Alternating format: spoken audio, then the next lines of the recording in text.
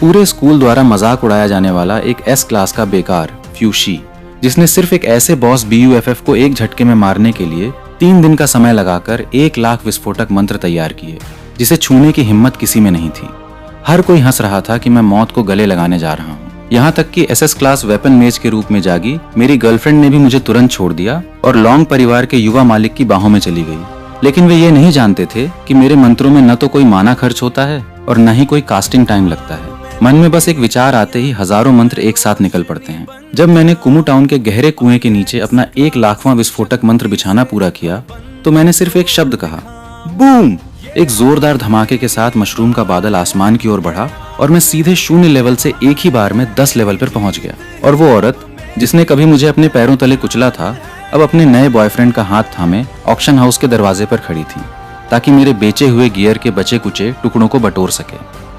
इस समय स्टेज पर छोटी मूंछों वाले डायरेक्टर बड़े गंभीर होकर कह रहे थे, अपनी क्लास जगाने के बाद आप सब एक असाधारण योद्धा बन जाएंगे।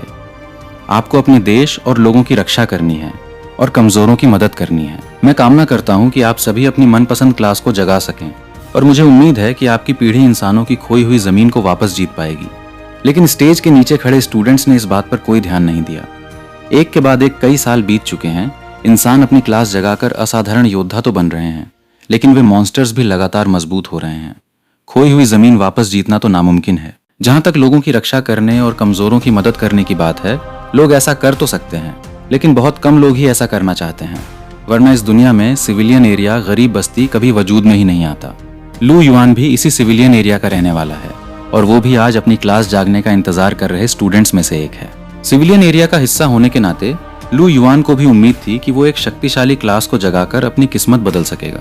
भले ही वो एक ट्रांसमाइग्रेटर था, लेकिन इस दुनिया में ऊंची दीवारों के बाहर सिर्फ मॉन्स्टर्स का इलाका था, जहां कई सीक्रेट रेल्म और डंजन्स थे।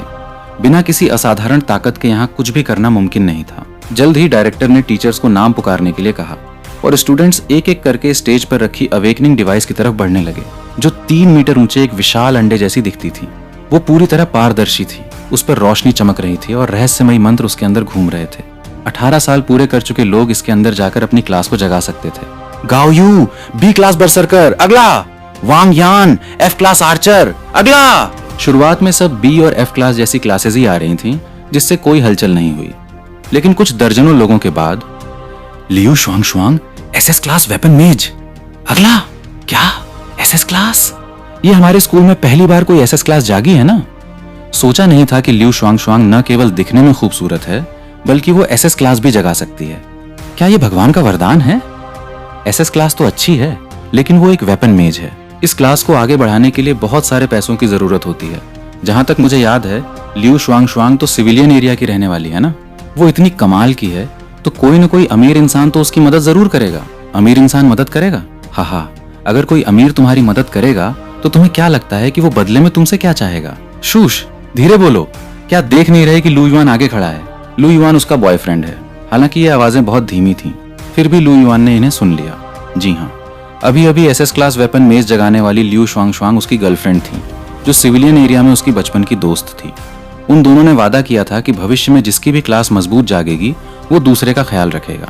लेकिन अब जब उसने SS क्लास जगा ली थी, तो क्या उसके पास उससे ज्यादा मजबूत होने का कोई मौका था? लू युआन को नहीं पता था, लेकिन उसने मन ही मन कसम खाई कि चाहे उसकी कोई भी क्लास जागे, वो हमेशा खुद को मजबूत बनाने की कोशिश करता रहेगा। लू युआन ने दूर से लियू शुआंग शुआंग को देखा। वो अपनी क्लास के साथियों से बात करने के बाद अपना फोन निकालकर मैसेज भेजने लगी थी। शायद अपने माता पिता को ये खुशखबरी दे रही होगी। लू युआन ने इस पर ज्यादा ध्यान नहीं दिया और इंतजार करता रहा। लगभग 1 घंटे बाद उसकी बारी आई। लू युआन अवेकनिंग डिवाइस के अंदर गया। उसे महसूस हुआ कि एक अजीब सी एनर्जी ने उसे घेर लिया है। अगले ही पल उसकी आंखों के सामने अनगिनत जादुई मंत्र और आकृतियां तैरने लगीं। अपने पढ़ाई के सालों में उन्होंने तरह तरह की क्लासेस के बारे में जाना था, और जो उसके सामने था वो निश्चित रूप से एक फ्यूशी था। जैसे ही उसने ये अंदाजा लगाया, उसके दिमाग में एक जानकारी कौंधी। अवेकनिंग सफल। S class Fushi. शुरुआत का यह जादुई मंत्र सभी S क्लास की क्लासेस के लिए एक कलंक जैसा था, क्योंकि बाकी S क्लास की क्लासेस बाद में नए स्किल्स सीख सकती थीं और मॉन्स्टर्स को मारने पर स्किल बुक्स मिलने के चांस भी होते थे। लेकिन एक फ्यूशी के पास शुरुआत में मिलने वाले सिर्फ एक मंत्र के अलावा और कुछ नहीं होता था। अब तक किसी भी मॉन्स्टर को मारने पर कोई नया मंत्र नहीं गिरा था, इसलिए फ्यूशी कभी कोई दूसरी स्किल नहीं सीख पाते थे। यहाँ तक कि प्रोफेशन चेंज करने के बाद भी बाकी क्लासेस को एक नया स्किल मिलता था, लेकिन एक फ्यूशी का क्या? अगर आप दिन रात मेहनत करके 30 लेवल तक पहुंच भी जाते हैं तो प्रोफेशन चेंज के समय आप सिर्फ अपने पुराने मंत्र को ही अपग्रेड कर पाते हैं, कोई नया स्किल नहीं मिलता। फ्यूशी की क्लास ऐसी क्यों थी ये कोई नहीं जानता था, लेकिन लोग जानते थे कि अगर आपकी किस्मत में फ्यूशी जागना लिखा है तो उससे बेहतर तो एक सी क्लास या किसी लो ग्रेड की क्लास का जागना ही सही था। लू युआन जैसे ही अवेकनिंग डिवाइस से बाहर आया, उसे निराश होने का मौका भी नहीं मिला कि उसके दिमाग में एक मैकेनिकल आवाज गूंजी, मालिक को फ्यूशी क्लास जगाने पर बधाई। प्रोफेशन सिस्टम सफलतापूर्वक एक्टिवेट हो गया है। सिस्टम ने पाया है कि आपकी फ्यूशी क्लास अधूरी है, इसलिए इसे पूरा किया जा रहा है। फ्यूशी को अपग्रेड करके EX क्लास बना दिया गया है। पैसिव टैलेंट 1, मंत्रों का इस्तेमाल करने में कोई कास्टिंग टाइम नहीं लगेगा और कोई माना खर्च नहीं होगा। पैसिव टैलेंट 2, हर 5 लेवल बढ़ने पर एक नया मंत्र मिलेगा। इस लगातार मिलने वाले अलर्ट से लू युआन समझ गया कि यह उसका वहम नहीं था, बल्कि सच में उसका सिस्टम एक्टिवेट हो गया था। एक ट्रांसमाइग्रेटर होने का उसका फायदा आखिरकार उसे मिल ही गया था। सिस्टम ने उसकी फ्यूशी क्लास को S क्लास से EX क्लास में बदल दिया था और ऊपर से ये 2 खतरनाक टैलेंट्स भी दे दिए थे। लू युआन जान गया था कि भविष्य में वो अजेता के रास्ते पर चलने वाला है। जब वो ल्यू शुआंग को साथ लेकर घर जाने और आगे मॉन्स्टर्स का शिकार करने का प्लान बनाने ही वाला था, तभी ल्यू शुआंग खुद उसकी तरफ बढ़ने लगी। लू युआन ने साफ देखा कि उसके चेहरे पर अजीब सी हिचकिचाहट थी, जिससे उसका दिल बैठ गया। कुछ तो गड़बड़ थी। ल्यू शुआंग उसके सामने आई और करीब आधे मिनट तक हिचकिचाने के बाद उसने आखिरकार एक बड़ा फैसला लेते हुए कहा, लू युआन, चलो हम ब्रेकअप कर लेते हैं। उसकी आवाज बहुत तेज नहीं थी, लेकिन आसपास के लोगों ने इसे सुन लिया और सब उनकी तरफ देखने लगे। अचानक इतने सारे लोगों को अपनी तरफ देखता पाकर ल्यू शुआंग को शायद शर्मिंदगी महसूस हुई और उसका गोरा चेहरा एकदम लाल हो गया। लेकिन वो पीछे नहीं हटी। उसे खुद को अपग्रेड करने के लिए बहुत सारे पैसों और सपोर्ट की जरूरत थी। क्या लू युआन के साथ रहकर उसकी इस फ्यूशी क्लास के भरोसे वो लेवल अप करने, गियर खरीदने और स्किल बुक्स के लिए पैसे कमा पाती? ये काफी नहीं था। उस वक्त उसका दिमाग तेजी से दौड़ रहा था। वो कोई ऐसा बहाना ढूंढने की कोशिश कर रही थी जिससे उसकी नैतिकता पर कोई आंच ना आए। हालांकि लू युआन का जवाब उसकी उम्मीदों से बिल्कुल अलग था। ठीक है, सिर्फ एक शब्द जो इतना शांत और बेपरवाह था जैसे किसी मामूली बात पर कहा गया हो। इस बात ने उसे थोड़ा गुस्सा भी दिलाया। इसका क्या मतलब था? क्या उनके इतने सालों के बचपन के प्यार की कोई कीमत नहीं थी, या फिर उसमें कोई आकर्षण ही नहीं बचा था? तुमने क्या कहा? उसे अपनी कानों पर यकीन नहीं हुआ, इसलिए उसने दोबारा पूछा। लू युआन ने ठंडे लहजे में उसकी तरफ देखते हुए कहा, तुमने ब्रेकअप चाहा, मैं तुम्हारी इच्छा पूरी कर रहा हूं, इसमें कोई दिक्कत है? लू युआन ने नहीं सोचा था कि ऐसा बकवास ड्रामा उसके साथ होगा, लेकिन जब उसने खुद ये रास्ता चुन लिया था तो वो उसकी इच्छा पूरी करने के लिए तैयार था।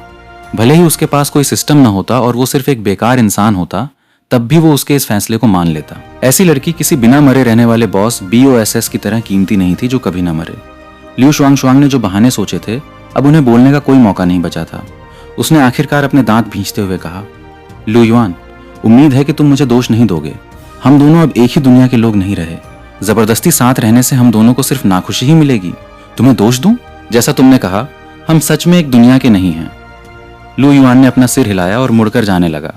तभी एक हैंडसम सूट पहने हुए स्टूडेंट वहां आया। उसने बड़े घमंड से लू युआन का रास्ता रोका और इतराते हुए कहा, लू युआन, मैंने तुमसे पहले ही कहा था कि पढ़ाई में अच्छे होने का क्या फायदा।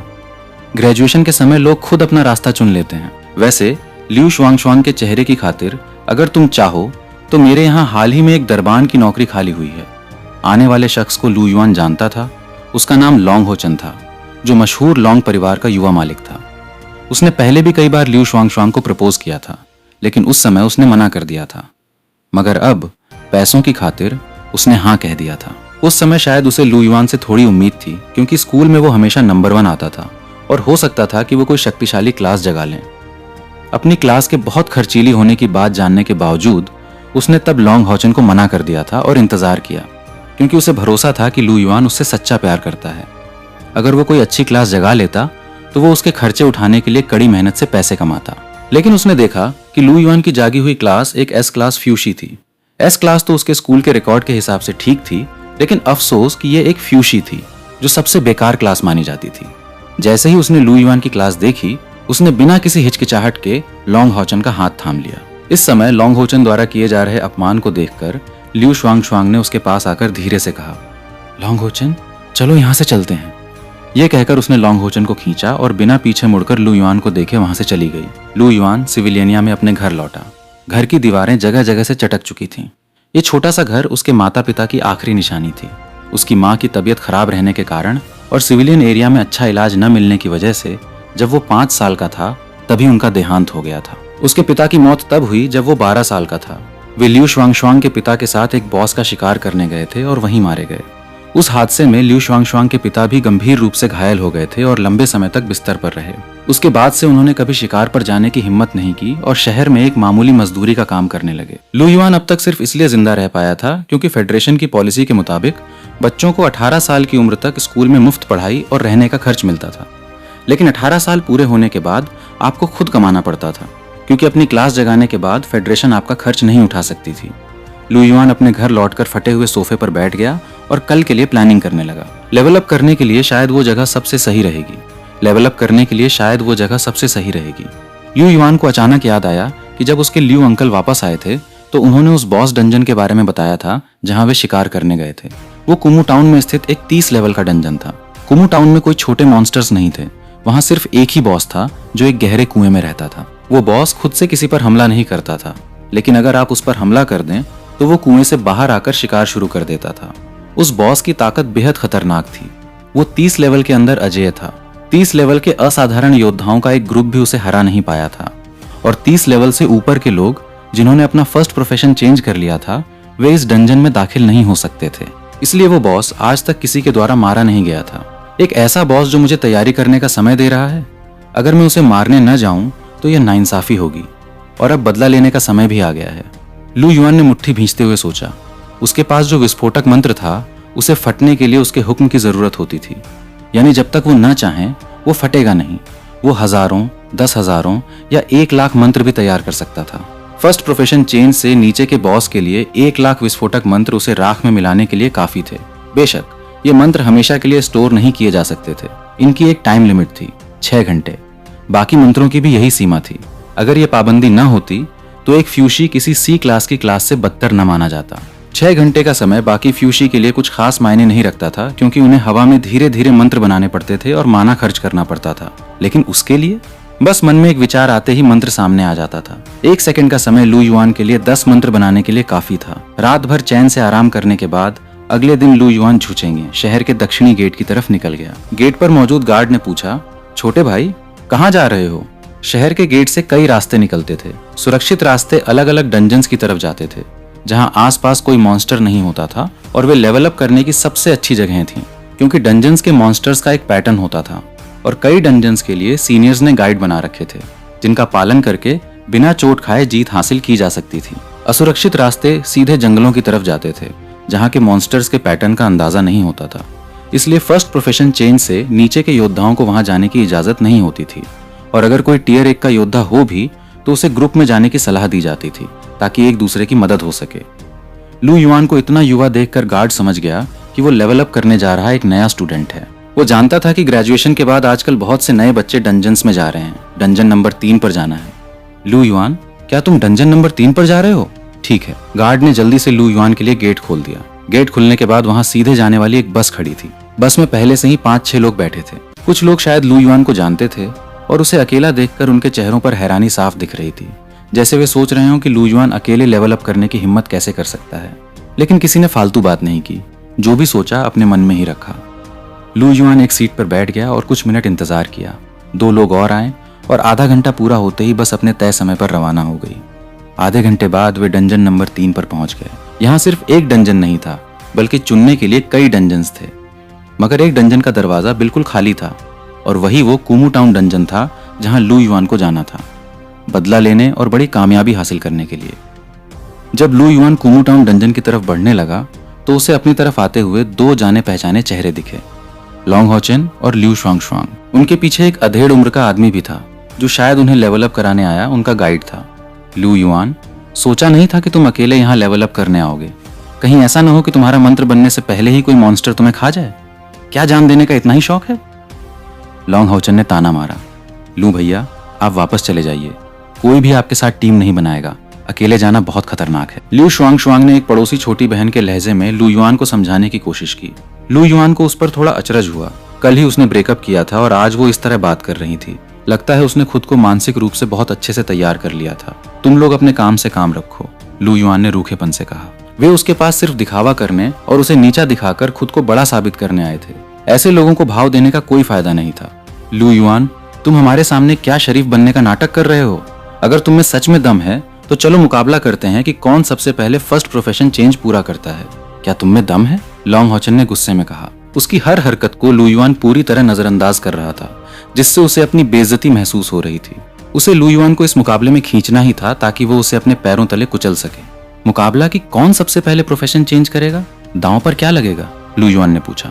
अगर तुम जीत गए तो मैं तुम्हें 10 लाख दूंगा, और अगर तुम हार गए तो सीधे मेरे सामने घुटने टेक कर माफी मांगना।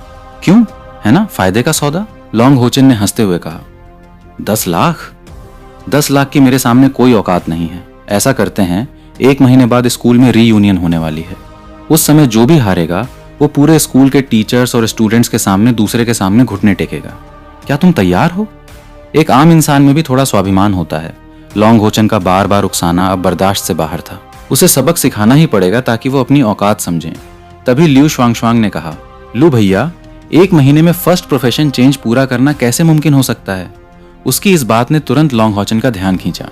एक योद्धा का पहला प्रोफेशन चेंज 30 लेवल पर, दूसरा 50 लेवल पर और तीसरा 100 लेवल पर होता है। उसके हिसाब से 1 महीने में 30 लेवल तक पहुंचना नामुमकिन था। उसने हंसते हुए कहा, लू युआन, तुम सच में बहुत चालाक हो। क्या तुम ये सोच रहे हो कि 1 महीने बाद हम दोनों ही प्रोफेशन चेंज नहीं कर पाएंगे और ये शर्त बेकार हो जाएगी? अगर 1 महीने का दांव लगाना है तो चलो ये देखते हैं कि किसका लेवल सबसे ज्यादा होगा। ठीक है। लू युआन ने बिना किसी हिचकिचाहट के हामी भर दी। साथ ही उसने ल्यू शुआंगशुआंग की तरफ एक ठंडी निगाह डाली। वो मन ही मन खुश था कि उसका इस औरत से पीछा छूट गया। कितनी जहरीली सोच थी इसकी। उसने जो बात जोड़ी वो सीधे लू युआन को हराने के इरादे से थी, क्योंकि उसे लग रहा था कि लू युआन कभी लॉन्ग होचन के लेवल की बराबरी नहीं कर पाएगा। तो फिर 1 महीने बाद मिलते हैं। उम्मीद है तब तुम दुम दबाकर नहीं भागोगे, लॉन्ग होचन ने कहा और ल्यू शुआंगशुआंग को लेकर अपने डंजन की तरफ बढ़ गया। उन्हें दूर जाते देख लू युआन ने एक तंजिया मुस्कान दी और अकेला ही कुमू टाउन की तरफ चल पड़ा। कुमू टाउन के सामने कोई कतार नहीं थी, इसलिए लू युआन डंजन के पास गया, डेटा रीड किया और सीधे डंजन में प्रवेश कर गया। 30 लेवल के लिए रिकमेंडेड, मल्टीप्लेयर, ड्यूओ, सोलो, यहाँ 3 विकल्प थे। लू युआन ने सोलो चुना। अगले ही पल एक रोशनी चमकी और आंखों के सामने अंधेरा छा गया। लू युआन ने खुद को एक शांत कस्बे में पाया। कस्बा पूरी तरह खाली था। यहाँ इंसानों की बात तो दूर, कीड़ों की आवाज तक नहीं सुनाई दे रही थी। ठीक उसी समय उसका सिस्टम अचानक सक्रिय हो उठा। आसपास एक अत्यधिक खतरनाक जीव का पता चला है। उसे मारने पर इनाम मिलेगा, टियानशी जेड पेंडेंट। क्या कोई हिडन मिशन ट्रिगर हुआ है? मजेदार है। इस तरह एक बॉस को मारकर एक तीर से 2 निशाने हो जाएंगे। लू युआन खुशी खुशी कस्बे के अंदर गया और जल्द ही उसने उस सूखे कुएं को ढूंढ लिया। ऊपर से नीचे देखने पर वहां पूरी तरह सन्नाटा था, ऐसा सन्नाटा जो डरा दे। लू युआन ने सूखे कुएं को देखा, अपने मन को एकाग्र किया, अपनी उंगलियों को आगे बढ़ाया और उसकी उंगलियों से जादुई कागज तेजी से निकलकर कुएं में गिरने लगे। ये एक उबाऊ काम था, लेकिन लू युआन कोई लापरवाही नहीं बरत सकता था। इस बॉस के सामने उसे बहुत सावधान रहना था। वो कुआं इतना गहरा था कि लू युआन ने 5 घंटे का समय बिता दिया, फिर भी वो अपने बनाए हुए मंत्रों को नीचे तक पहुंचते हुए नहीं देख सका। लेकिन 5 घंटे में बनाए गए विस्फोटक मंत्रों की संख्या के बारे में लू युआन पक्का था कि वे 1 लाख से ज्यादा हो चुके थे। लू युआन ने तुरंत धमाका करने में जल्दबाजी नहीं की। वो पहले गांव से बाहर की तरफ गया। भले ही उसके विस्फोटक मंत्रों के फटने से उसे खुद कोई नुकसान नहीं होता, लेकिन उसे डर था कि कहीं कोई गड़बड़ न हो जाए। अगर नीचे मौजूद बॉस नहीं मरा तो उसकी जान खतरे में पड़ सकती थी। 1 लाख में से 1 चांस के लिए भी उसे बेहद सतर्क रहना था, क्योंकि अभी वो बहुत कमजोर था। वो गांव के बाहर पहुंच गया, जहां से थोड़ी ही दूरी पर डंजन का एग्जिट गेट दिख रहा था। अगर धमाके से बॉस नहीं मरता तो वो बिना पीछे मुड़े इस डंजन से बाहर भागने के लिए तैयार था। लू युआन ने हाथ से मंत्र मुद्रा बनाई और मुंह से आदेश दिया, ब्लास्ट। बात मुंह से निकलते ही काम हो गया। बूम! कुमू टाउन के अंदर से एक कान फाड़ देने वाला धमाका हुआ। लू युआन ने देखा कि एक मशरूम का बादल आसमान की तरफ उठ रहा था। इसके तुरंत बाद उसके दिमाग में एक आवाज गूंजी, लेकिन ये आवाज किसी दयालु देवी जैसी थी, सिस्टम की मैकेनिकल आवाज जैसी नहीं। 30 लेवल के कुमू टाउन बॉस वेल पॉइजन बर्न को सफलतापूर्वक मार दिया गया है। 6000 EXP मिले। आपको लेवल 1 पर पहुंचने की बधाई, लेवल 2 पर पहुंचने की बधाई, लेवल 10 पर पहुंचने की बधाई। 6000 EXP की बदौलत लू युआन का लेवल सीधे उछलकर 10 पर पहुंच गया। एक आम इंसान को 10 लेवल तक पहुंचने के लिए भले ही कोई उसे गाइड कर रहा हो, 2 से 3 दिन का समय लग जाता था। ये इतना आसान नहीं था। वेल पॉइजन बर्न को पहली बार मारने पर मिले rewards, flood dragon staff, anti fire robe, flood dragon sword, flood dragon scale armour. इन नोटिफिकेशंस के बाद ये सारी चीजें अपने आप लू युआन के इन्वेंट्री बैग में आ गईं। ये बैग भी क्लास जागने के समय ही मिलता था। बैग अपने आप मॉन्स्टर्स से गिरने वाली चीजों को रख लेता था। इसमें अनगिनत स्लॉट थे, लेकिन ये सिर्फ मॉन्स्टर्स के ड्रॉप्स ही रख सकता था, कोई दूसरी चीज नहीं। इन सब अलर्ट्स के बाद लू युआन को सिस्टम से नोटिफिकेशन मिला, मिशन पूरा हुआ, इनाम मिला, टियानशी जेड पेंडेंट। टियानशी जड़े पेंडेंट सिर्फ फूशी क्लास के पहनने के लिए था। यह पहनने वाले का लेवल छुपा सकता था और सभी मंत्रों की ताकत और असर को 200% बढ़ा देता था। लेवल 10 पर पहुंचने पर 2 नए मंत्र मिले। स्पीड टैलिस्मैन, जिसे पैरों पर इस्तेमाल करने से स्पीड 500% बढ़ जाती थी और असर 10 मिनट रहता था। और हीलिंग टैलिस्मैन, जो किसी भी एक टारगेट का 50% हेल्थ ठीक कर सकता था और सारे डिबफ हटा देता था। अचानक 3 नए मंत्र मिल गए थे। लू युआन ने बस एक बार इन मंत्रों के असर को देखा और मुस्कुराते हुए सोचने लगा, एस क्लास के फ्यूशी का कमजोर होना मेरी ईएक्स क्लास के फ्यूशी से क्या वास्ता रखता है। लू युआन ने अपने मन में अपनी पर्सनल प्रोफाइल चेक की। लू युआन, उम्र 18, class EX class Fushi, level 10, EXP 500/1000, HP 2000, strength 100, defence 100, agility 100, spell 500, mana 1000। मंत्र विस्फोटक मंत्र, speed talisman, healing talisman. 4 epic grade gear. इस बार मिले दोनों मंत्र भले ही सपोर्ट टाइप के थे, लेकिन उनका असर बहुत बड़ा था। स्पीड टैलिस्मैन उसे तेज दौड़ने वाले मॉन्स्टर्स से बचने और दूरी बनाने में मदद कर सकता था। हीलिंग टैलिस्मैन चोट लगने पर खुद को बचाने के लिए था। एक ही मंत्र से आधी हेल्थ वापस आ जाती थी, जो कि बहुत ताकतवर था। उसके पास हमले के लिए पहले से ही विस्फोटक मंत्र था, इसलिए उसे अभी अटैक टाइप के मंत्रों की जरूरी नहीं थी। लू युआन ने सबसे पहले टियानशी जेड पेंडेंट को अपने शरीर पर बांधा। इस पेंडेंट ने तुरंत उसकी असली ताकत को छुपा दिया। अब अगर कोई उससे बहुत ज्यादा मजबूत योद्धा भी उसे देखता तो उसे वो सिर्फ 0 लेवल का एक आम इंसान ही दिखाई देता। उसने फिर इस बार मिले गियर्स की जांच की। Flood dragon staff, level 30, class mage, quality epic grade, effect spell 200, mana 1000, spell skills 50%, non boss monsters पर 30% अतिरिक्त damage. Active skill flood dragon, ice flame S, class skill एक बर्फानी ड्रैगन प्रकट होकर बर्फीली लपटें छोड़ता है और बड़े दायरे में डैमेज देता है। माना की खपत 1000। Anti fire robe, level 30, class mage, Fushi, Taoist, quality epic grade, effect defence 100, fire resistance 50%। Active skill fire avoidance barrier खुद की सुरक्षा के लिए एक सुरक्षा कवच बनाता है जो 5 मिनट तक आग से बचाता है। Flood dragon sword, level 30, class warrior, swordsman, quality epic grade, effect strength 500, agility strength skills 50%, non boss monsters पर 30% अतिरिक्त डैमेज। एक्टिव स्किल कोई नहीं। Flood dragon scale armour, level 30, class knight berserker, quality epic grade, effect defence 300, HP 1000। Active skill counter damage हमला होने पर 5% damage वापस लौटाता है। 4 epic grade gear थे, लेकिन अफसोस कि लू युआन इनमें से सिर्फ एक ही पहन सकता था और वो था एंटी फायर रोब।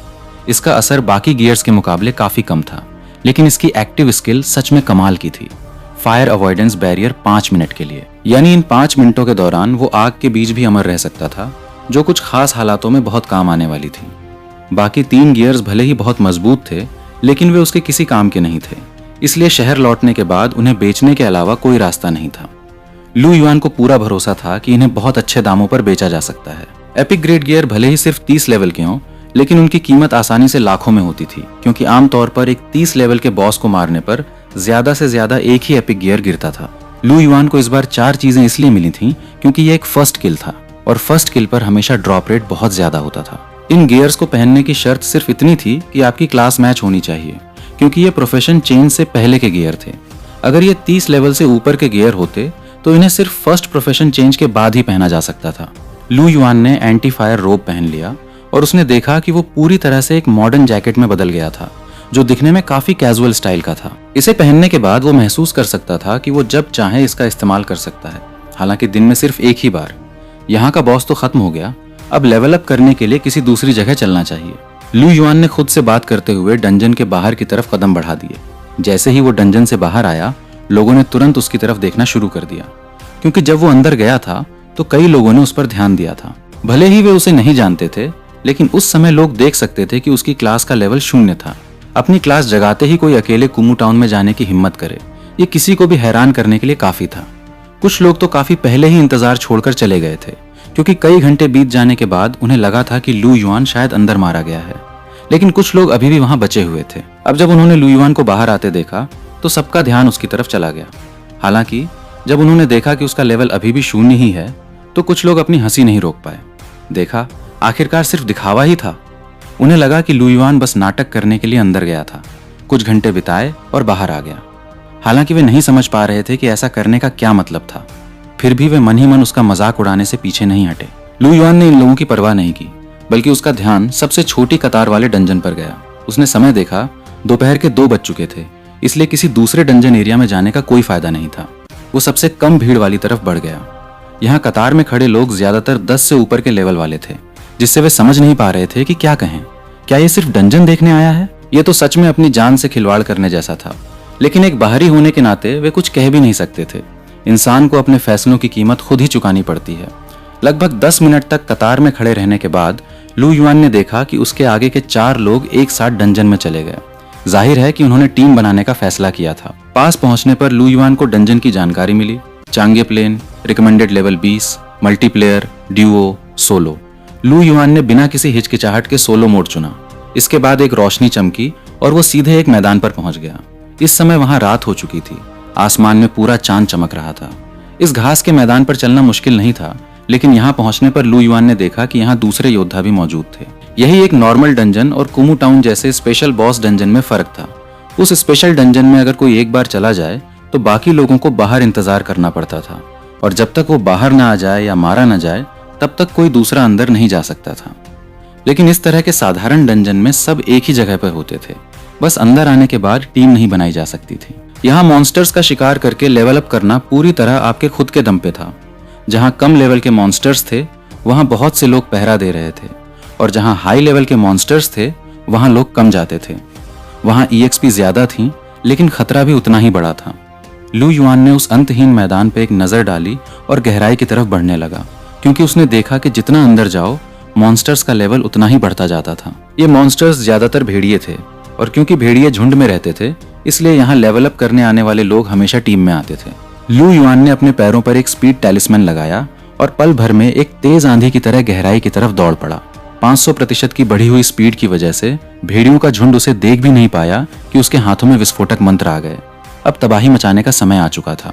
लू युआन ने शुरुआत में ही एक एक करके कई विस्फोटक मंत्र फेंक दिए। भले ही वो खुद 10 लेवल का था, लेकिन उसकी EX क्लास की वजह से उसका लेवल ग्रोथ किसी SS क्लास से भी ज्यादा था। उसके 10 लेवल के स्टैट्स किसी भी आम इंसान से कहीं बेहतर थे, और ऊपर से टियानशी जेड पेंडेंट का बूस्ट भी था, जिससे उसका एक विस्फोटक मंत्र ही एक 15 लेवल के मॉन्स्टर को मारने के लिए काफी था। सुरक्षा के लिए लू युआन ने सीधे एक मॉन्स्टर पर 2-2 मंत्र इस्तेमाल किए। Blast, boom boom boom. जैसे ही लू युआन ने मुंह से धीरे से कहा ब्लास्ट, भेड़ियों का झुंड चीथड़ों में उड़ गया। लू युआन के दिमाग में लगातार EXP मिलने के अलर्ट आने लगे। 15 लेवल के भेड़िए को मारने पर 50 EXP मिले। 16 लेवल के ग्रे भेड़िए को मारने पर 50 EXP मिले। 15 लेवल के रेड भेड़िए को मारने पर 50 EXP मिले। इस तरह मिलने वाली EXP को देखकर लू युआन को थोड़ा अफसोस हुआ कि साधारण मॉन्स्टर्स को मारकर लेवल बढ़ाना सच में बहुत धीमा काम था।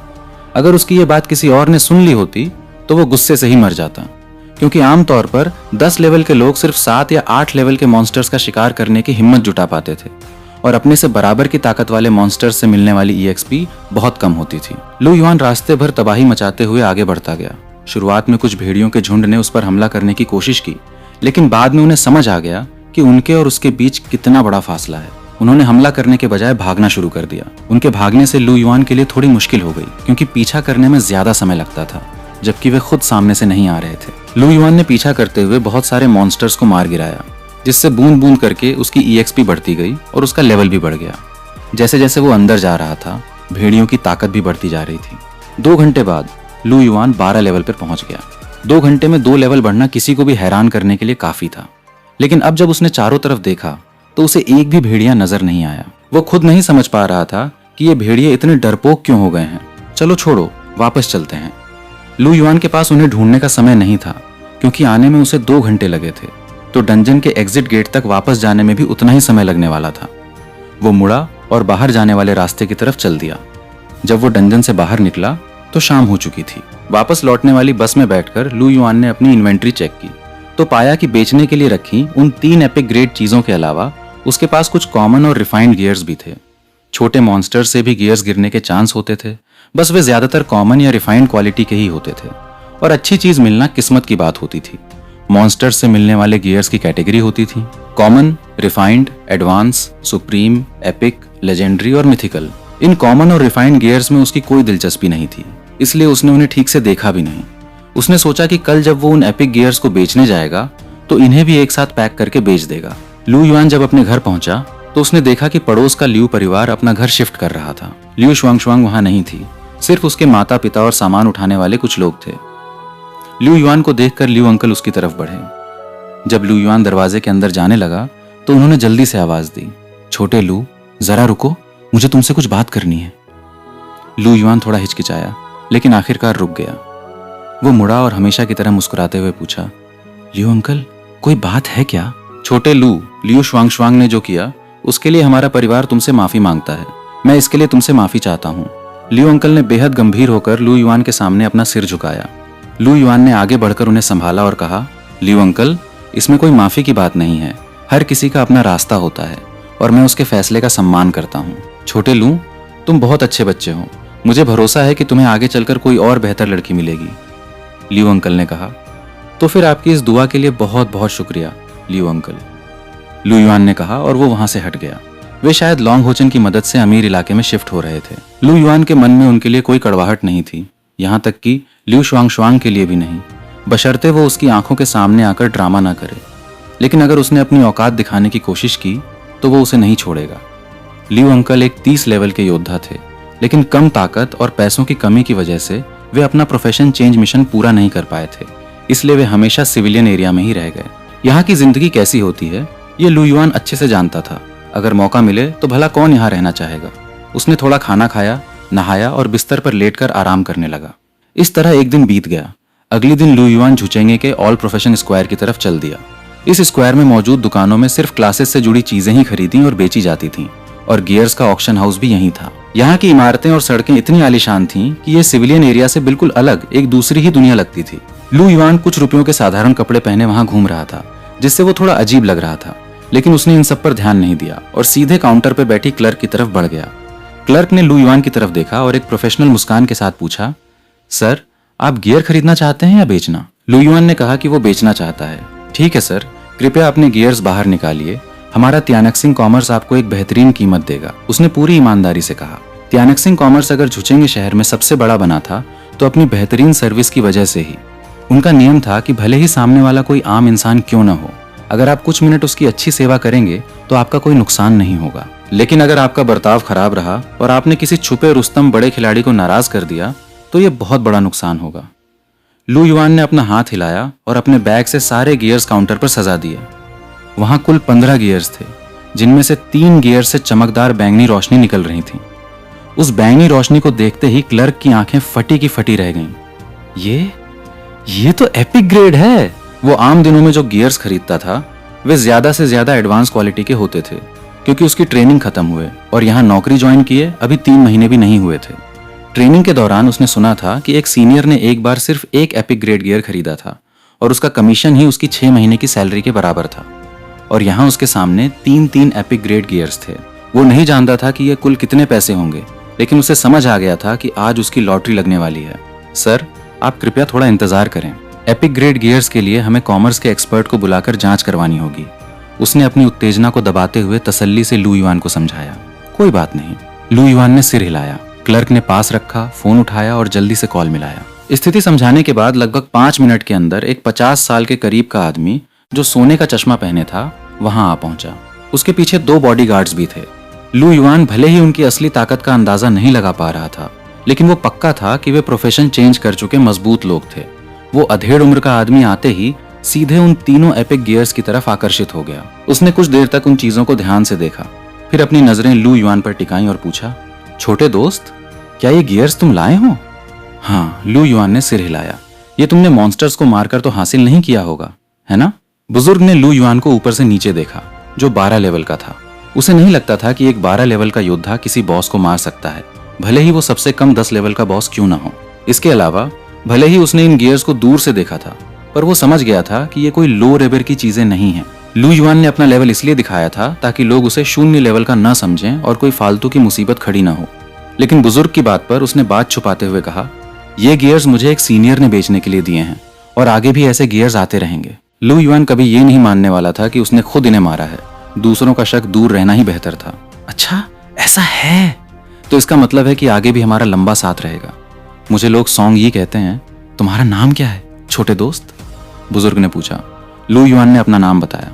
छोटे दोस्त लू, कृपया थोड़ा इंतजार करो, मैं अभी इन गियर्स की असली कीमत की जांच करता हूँ। ठीक है, शुक्रिया सॉन्ग अंकल। इसके बाद सॉन्ग यी ने कोई बात नहीं की और ध्यान से गियर्स की जांच करने लगा। गियर्स को देखते ही उसने एक ठंडी सांस ली। 30 लेवल के एपिक ग्रेड गियर, इनकी कीमत बहुत ज्यादा थी।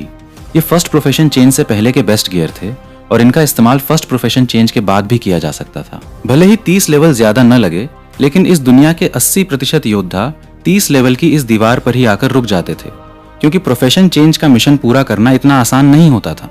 अगर आप प्रोफेशन चेंज नहीं कर पाते तो चाहे जितने भी मॉन्स्टर्स मार लें, आपका लेवल नहीं बढ़ेगा। अगर ये पाबंदी न होती तो इंसान लगातार लेवल अप करते हुए जंगल के सारे मॉन्स्टर्स को कब का खत्म कर चुका होता। गियर एक्सपर्ट असल में अलग अलग स्टैट्स से होने वाले फायदों और एक्टिव स्किल्स की ताकत को देखकर ही कीमत तय करते थे।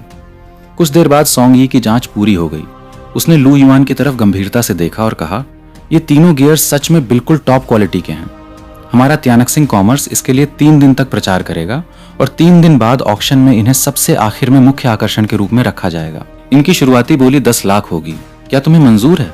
मुझे कोई दिक्कत नहीं है। लू युआन ने शुरुआती बोली सुनकर तुरंत हाँ कह दिया। ये पहली बार था जब लू युआन को एहसास हुआ कि अगर आपके पास असली ताकत हो तो पैसा कमाना कितना आसान हो जाता है। अगर उसके पिता और बाकी लोगों ने उस समय वेल पॉइजन बर्न को मार गिराया होता तो भले ही उन्हें सिर्फ एक गियर मिलता, वे सिविलियन एरिया से बाहर निकल चुके होते। ऑक्शन से मिलने वाले पैसों में से त्यानक्सिंग कॉमर्स अपना 5% कमीशन रखेगा। छोटे दोस्त, तुम्हें इसमें कोई आपत्ति तो नहीं है? सॉन्ग यी ने दोबारा पूछा। नहीं। लू युआन बाहर से तो शांत दिख रहा था, लेकिन अंदर से हैरान था। स्कूल में उसने पढ़ा था कि ऐसे ऑक्शन हाउसेज आमतौर पर 10% कमीशन लेते हैं, लेकिन ये सिर्फ 5% ले रहा था। लू युआन समझ गया कि वे भविष्य के काम को देखकर जानबूझकर उसे ये छूट दे रहे थे। सियाओ सुन, हमारे छोटे दोस्त लू के लिए एक VIP कार्ड बनाओ ताकि वे 3 दिन बाद ऑक्शन में आ सकें, और बाकी गियर्स का हिसाब भी यहीं कर दो। सॉन्ग यी ने आदेश दिया। जी सर। क्लर्क ने सिर झुकाया। सॉन्ग यी उन तीनों एपिक गियर्स को लेकर अंदर चला गया। क्लर्क ने जल्दी से लू युआन के बाकी कॉमन और रिफाइंड गियर्स का हिसाब कर दिया। उनकी कीमत बहुत कम थी, सब मिलाकर सिर्फ 5000 रुपए हुए। इसके बाद उसने लू युआन को एक VIP कार्ड बनाकर सौंप दिया। लू युआन ने जब कार्ड देखा तो उस पर नंबर 72 लिखा था। इसका मतलब था कि पूरे शहर में त्यानक्सिंग कॉमर्स ने सिर्फ 72 VIP कार्ड ही जारी किए थे। लू युआन ने पैसे एंड कार्ड लिए और वहां से बाहर निकल आया। उसने सीधे एक टैक्सी की और लेवल अप करने के लिए फिर से शहर के गेट की तरफ बढ़ गया। इस बार वो डंजन एरिया नंबर 1 की तरफ जा रहा था, क्योंकि वहां उसकी क्लास के हिसाब से सही जगह थी। आज रास्ते में उसे कोई जाना पहचाना चेहरा नहीं मिला। जब वो डंजन एरिया में पहुंचा तो दोपहर हो चुकी थी। लू युआन सीधे उस डंजन की तरफ बढ़ गया जहां बहुत भीड़ थी। स्कूल के दिनों में उसने इन डंजन्स की लोकेशन और खूबियों के बारे में पढ़ा था। यह डंजन 10 से 20 लेवल के लोगों के लिए था और इसके अंदर एक बॉस भी था। हालांकि बॉस रैंडमली सामने आता था और उससे सामना होना पूरी तरह आपकी किस्मत पर निर्भर करता था। लू युआन को कल ही एहसास हो गया था कि एक बॉस और आम मॉन्स्टर्स के बीच मिलने वाली EXP में कितना बड़ा अंतर होता है। अगर तेजी से लेवल अप करना है तो बॉस को मारना ही सबसे सही तरीका था। कुमू टाउन का वो डंजन एक इंसान सिर्फ एक ही बार क्लियर कर सकता था, और जो उसे पूरा कर लेता था वो दोबारा वहां नहीं जा सकता था, वरना लू युआन पक्का हर दिन उसी डंजन में जाता। लू युआन जब कतार में खड़ा था तभी एक लड़की उसके पीछे आकर खड़ी हो गई। देखने से वो भी अभी अभी ग्रेजुएशन पूरी की हुई स्टूडेंट लग रही थी। उसका लेवल 10 था और वो दिखने में काफी शांत और नाजुक थी, जैसे घरों में लाड प्यार से पाली गई कोई राजकुमारी हो। उम्मीद के मुताबिक उसके पीछे तुरंत एक लड़का और एक लड़की भी आ गए, जो दोनों 20 लेवल के थे और इस डंजन में जाने के लिए बिल्कुल सही थे। लू युआन तुरंत समझ गया कि यह निश्चित रूप से किसी बड़े घर की लड़की थी जो यहाँ लेवल अप करने आई थी। स्थिति को समझने के बाद उसने उन पर ध्यान देना छोड़ दिया और चुपचाप कतार में इंतजार करने लगा। काफी देर बाद आखिरकार उसके आगे खड़े लोग अंदर चले गए। जब वो खुद आगे बढ़ने वाला था तभी उसके पीछे खड़ी उस लड़की ने उसे आवाज दी। सुनो क्लासमेट, क्या तुम अकेले आए हो? उसने लू युआन की उम्र अपने जैसी देखकर अंदाजा लगाया था कि वो भी अभी पास आउट हुआ स्टूडेंट है। हाँ, कोई बात है? लू युआन ने मुड़कर पूछा। उसने तुरंत अपना सिर हिलाते हुए कहा, कोई दिक्कत नहीं है, बस मैं तुम्हें अपनी टीम में शामिल होने का न्योता देना चाहती हूँ। क्या तुम हमारे साथ चलोगे? लू युआन ने उसके पीछे खड़े उन दो लोगों की तरफ देखा और पूछा, पर क्यों? लू युआन को नहीं लगता था कि इस दुनिया में कोई इतना बड़ा दानी होगा जो बिना किसी वजह के किसी अनजान की मदद करे। अगर तुम हमारे साथ आओगे तो 4 लोगों की टीम होने की वजह से डंजन में बॉस के मिलने के चांस बढ़ जाएंगे। असल में हम शुरुआत में 4 लोग ही थे, लेकिन एक मेंबर को अचानक काम आ गया और वो नहीं आ सका। तुम अकेले हो तो क्या हमारे साथ चलना चाहोगे? उसने बात साफ की। अच्छा, तो ये वजह है। पर क्या तुम मुझसे मेरी क्लास के बारे में नहीं पूछोगी? लू युआन ने मजे लेते हुए पूछा। वे सब संभाल लेंगे, तुम बस हमारे साथ अंदर चलो और आराम से जीत जाओ, उसने मुस्कुराते हुए कहा। उसकी हंसी किसी मीठे केक की तरह प्यारी थी जो दिल को छू जाए। तभी उसके पीछे खड़े एक गार्ड ने लू युआन से कहा, हमारी मैडम सही कह रही हैं। 4 लोगों की टीम के साथ इस डंजन में बॉस मिलने के चांस 90% होते हैं। तुमने स्कूल में इसके बारे में जरूर पढ़ा होगा। टीम में आने के बाद तुम्हें हमला करने की भी जरूरत नहीं है। EXP सबको बराबर मिलेगी। बस बॉस से मिलने वाले गियर्स हमारे होंगे। मैं साथ चल सकता हूँ, लेकिन टीम का कैप्टन मुझे बनाना होगा। लू युआन ने अपनी शर्त रखी। कैप्टन को अकेले 50% EXP मिलती थी और बाकी बची हुई EXP टीम के बाकी लोगों में बराबर बंटती थी। लू युआन ने इस शर्त पर हाँ इसलिए कहा था क्योंकि सोलो, ड्यूओ और मल्टीप्लेयर डंजन्स का हिसाब अलग अलग होता था। अगर वे मल्टीप्लेयर मोड में बॉस को मार भी देते तो उसके पास सोलो या ड्यूओ मोड में दोबारा आकर उस बॉस को ढूंढने और उसका शिकार करने का मौका रहता। ये वुशान डंजन है छोटे भाई, क्या तुम कुछ ज्यादा ही मांग नहीं कर रहे? हमारी मैडम ने खुद तुम्हें टीम में आने को कहा और तुम ऐसा बर्ताव कर रहे हो, ये ठीक नहीं है, उस आदमी ने सख्त लहजे में कहा। सच में लू युआन की ये बात काफी अजीब थी। सामने वाला भलाई कर रहा था और वो फायदा उठाने की सोच रहा था, लेकिन लू युआन को कोई जल्दी नहीं थी। उसने सीधे कहा, मेरा कैप्टन बनना पूरी तरह खराब सौदा नहीं है। एक बार ये डंजन क्लियर हो जाए तो मैं तुम्हारी मैडम को ड्यूओ डंजन में ले जाकर मॉन्स्टर्स का शिकार करा सकता हूँ। क्या तुम्हें ये डील मंजूर है? मैडम को ड्यूओ डंजन में शिकार कराने ले जाओगे? छोटे भाई, तुम सिर्फ 12 लेवल के हो, क्या तुम्हें लगता है कि ये डंजन कोई मजाक है? वो आदमी गुस्से में हंस पड़ा। उसे लगा कि आज का दिन ही खराब है। वांग हूं, उसकी बात सुनो, लड़की ने गंभीर होकर कहा। वांग हूं नाम का ये आदमी थोड़ा झिझका। ये क्या मजाक था? लेकिन वो लड़की शांत रही और उसने बात आगे बढ़ाई। मैं तुम्हें कैप्टन की पोजीशन देने के लिए तैयार हूँ, लेकिन डंजन के अंदर जाने के बाद तुम्हें अपनी असली ताकत दिखानी होगी और साबित करना होगा कि तुम मुझे उस डंजन में ले जा सकते हो। अगर तुम खुद को साबित नहीं कर पाए तो आज जो फायदा तुम उठा रहे हो उसे हमारा CI परिवार वापस वसूलना अच्छे से जानता है। कोई बात नहीं, लू युआन ने तुरंत हाँ कह दिया। साथ ही वो मन ही मन सोचने लगा कि CI परिवार, क्या ये त्यानक्सिंग कॉमर्स के मालिक का परिवार है? लू युआन को याद था कि उनके फाउंडर का नाम CI ट्यांगसिंग था। लू युआन ने पीछे मुड़कर देखा तो उसे महसूस हुआ कि थोड़ी दूरी से कोई उन पर नजर रखे हुए था। उस नजर से लू युआन को पक्का भरोसा हो गया कि उसका अंदाजा सही था। मेरा नाम CI फायर है, तुम्हारा नाम क्या है? उसने उत्सुकता से पूछा। लू युआन। लू युआन ने छोटा सा जवाब दिया। इसके बाद वे डंजन के गेट की तरफ बढ़े। Wushan dungeon, recommended level 20, solo, duo, multiplayer. Lu Yuan ने मल्टीप्लेयर मोड चुना। इसके बाद स्क्रीन पर एक इंटरफेस खुला। Captain Lu Yuan, level 12, S class Fushi, members invite invite invite. 3 खाली स्लॉट दिख रहे थे। लू युआन ने क्लिक किया और आसपास के लोग सामने आ गए। उसने सबसे पहले CI फायर को इनवाइट भेजा। Captain Lu Yuan, level 12, S class Fushi, member CI fire, level 10, SS class divine doctor. Lu Yuan की क्लास देखते ही CI फायर का चेहरा थोड़ा अजीब हो गया, लेकिन उसने अपना फैसला नहीं बदला। उसे लगा कि अगर अंदर जाकर इसने अच्छा परफॉर्म नहीं किया तो वो बाद में अपना हिसाब बराबर कर लेगी। इसके बाद उसने वांग हूं और दूसरे मेंबर को भी टीम में शामिल कर लिया। Member Wang Hu, level 20, tier 1, great swordsman. Member Jung Yu, level 20, tier 1, dual gunner. जैसे ही वे दोनों टीम में शामिल हुए, उन्होंने तुरंत लू युआन की क्लास और स्थिति को देख लिया कि कुछ गड़बड़ है, लेकिन इससे पहले कि वे कुछ बोल पाते, लू युआन ने डंजन में एंट्री कंफर्म कर दी।